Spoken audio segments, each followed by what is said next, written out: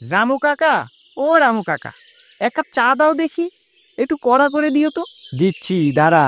ও রামু, আমাকেও এক কাপ চা দে। তোর চা না খেলে আজকাল যে আমার ঘুমই আসে না। এ কি গোপী কাকা, তুমি তুমি এসে ভালোই হলো। অনেক দিন তোমার মুখে কোনো গল্প শুনিনি। আজ বেশ সুন্দর একটা গল্প বলো দেখি। গল্প? আমি তো গল্প বলি না রে, আমি বলি ঘটনা। এই দুইটি জিনিস সম্পূর্ণ আলাদা যে। ওই একই হলো, একটি ঘটনাই শোনাও তাহলে। এত করে যখন বলছিস, তাহলে তোদের গোভূতের একটা ঘটনা বলি। একদিন আমি অফিস শেষে হাতে একটা ইলিশ নিয়ে ফিরছিলাম।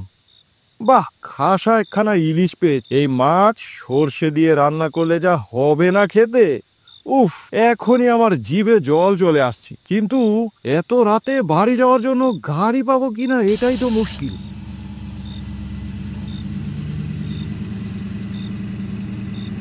ওই তো একটা অটো দেখা যাচ্ছে, ওনাকে বলে দেখি নিয়ে যায় কিনা।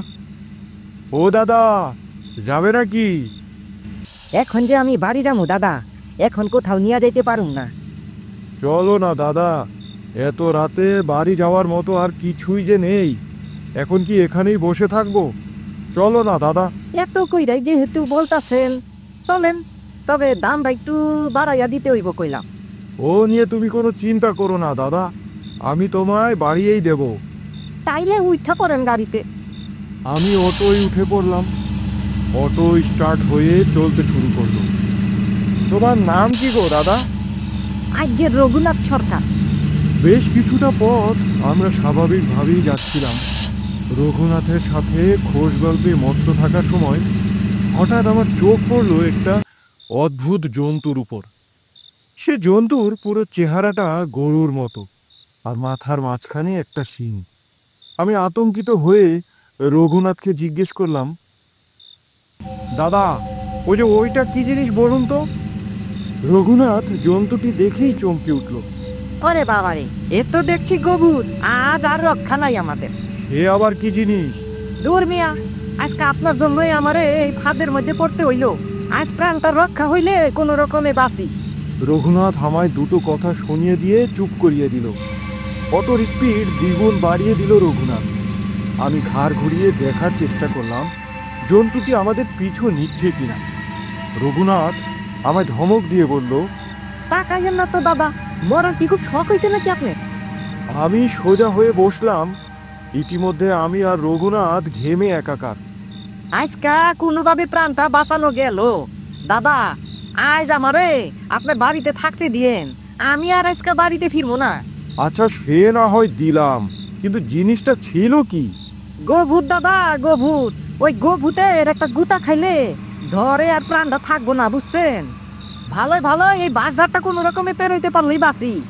কিন্তু এত সহজে সেই অদ্ভুত জিনিস আমাদের পিছু ছাড়লো না। আমি খেয়াল করলাম অটো থেকে বেশ কিছুটা দূরে একজন মহিলা ঘোমটা পরে দাঁড়িয়ে আছে। যদি রাস্তা দিয়ে যেতে হয় তাহলে সেই মহিলাটার গায়ের উপর দিয়েই যেতে হবে। আমি চমকে উঠে রঘুনাথকে বললাম, ও কি করো কি তুমি, করো কি তুমি? মরে যাবে তো, গাড়ি থামাও, গাড়ি থামাও। রঘুনাথ আমার কথা বিন্দুমাত্র না শুনে মহিলার গায়ের উপর দিয়ে অটো নিয়ে চলে গেল। আর পিছন থেকে শোনা গেল অস্পষ্ট চিৎকারের আওয়াজ। আমি রঘুনাথকে ধমক দিয়ে বললাম, তুমি কি পাগল হয়েছো? এটা কি করলে তুমি? গাড়ি থামাও তাড়াতাড়ি, এখন মহিলাটি বেঁচে থাকলেই রক্ষে হয়। কিন্তু রঘুনাথ গাড়ি থামালো না। আমি বিরক্ত হয়ে পিছনে তাকিয়ে দেখার চেষ্টা করলাম আদৌ মহিলাটি বেঁচে আছে কিনা। কিন্তু অদ্ভুত ব্যাপার, সেখানে মহিলাটি তো নেই, এমনকি রক্তের ছিটে ফোঁটাও দেখা গেল না। কি দাদা, পাইলেন? আজব তো, কোথায় গেল মেয়েটি? আরে আপনারে কে কইছে ও মাইয়া? মেয়ে নয় তাহলে কি ও? এই তো আপনি ঠিকই ধরছেন। ও হইল একটা প্রেত, গোভূতের আরেকটা রূপ, বুঝছেন? এইখানে যদি একবার গাড়ি থামাই, তাইলে আমাগো আর রক্ষা নাই। ভয়ে ভয়ে বাস ঝাড়ে পেরোলাম। সামনে একটা কবরস্থান দেখতে পেলাম। কবরস্থানের পাশেই একজন লোককে দেখতে পেয়ে রঘুনাথ অটো থামিয়ে দিল। লোকটি একজন ইমাম। আমাদের ভয়ার্ত চেহারা দেখে ইমাম জিজ্ঞেস করলো, কি হয়েছে তোমাদের? চেহারাটা এমন হয়েছে কেন? আমরা সব ঘটনা তাকে খুলে বললাম।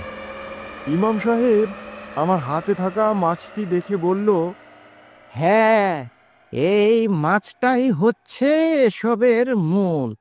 ওরা মাছ খেতে খুব পছন্দ করে, তার উপরে আবার ইলিশ মাছ। ভাগ্য তোমাদের সহায় ছিল, এই অটোতে লোহা থাকার জন্য ওরা তোমাদের কিছু করতে পারেনি। একবার যদি অটো থেকে নামতে, তাহলে আর জীবনটা নিয়ে বাড়ি ফিরতে পারতে না। এখন যাও, বাড়ি যাও, ভয়ের কিচ্ছু নেই। ওরা কবরস্থানের আশেপাশে আসতে পারে না। এই হচ্ছে ইলিশ মাছের ঘটনা। কি জব্বর গল্প শোনালে কাকা। আমি তাহলে আসি, কাল অনেক কাজ আছে। হ্যাঁ হ্যাঁ, এখন যাও তাহলে, কাল না হয় আবার নতুন কোনো ঘটনা শুনবো।